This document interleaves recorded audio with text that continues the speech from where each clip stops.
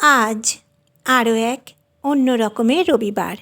অনেক সময়তেই দেখা যায় আপনি হয়তো বিবাহিত, কিন্তু তৃতীয় কেউ হয়তো আপনার প্রতি দুর্বল হয়ে পড়ছেন, কিংবা আপনি হয়তো একজনকে ভালোবাসেন আর আপনি বুঝতে পারছেন তৃতীয় কেউ আপনার প্রতি দুর্বল হয়ে পড়ছেন, কিংবা আপনার মধ্যে হয়তো আপনার ভালোবাসার মানুষটার জন্য বেশ কিছু ভালো পরিবর্তন এসেছে, আর আপনার ওই পরিবর্তনের জন্য হয়তো আপনার আশপাশের চেনা জানা কোনো মানুষ আপনার প্রতি আকৃষ্ট হচ্ছেন বা আপনাকে ভালোবেসে ফেলছেন। এটা খুব সাধারণ একটা ঘটনা, কিন্তু অনেক ক্ষেত্রেই আমরা ব্যাপারটা খুব এনজয় করি। কিন্তু শুধুমাত্র নিজের ভালো লাগছে বলে কারোর ইমোশন নিয়ে খেলা বা তাকে অপমান করা কি ঠিক?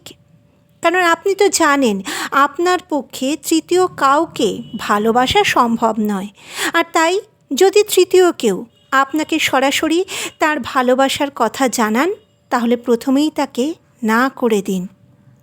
আর যদি কেউ হাবে ভাবে বোঝান, তাহলে তার সাথে দূরত্ব তৈরি করুন আর বুঝিয়ে দিন আপনি আর আপনার মন সবই অন্য কারোর। তাতে হয়তো তিনি সাময়িক কষ্ট পাবেন, কিন্তু আপনার সততার জন্য ওনার মানুষের প্রতি বিশ্বাস ভাঙবে না।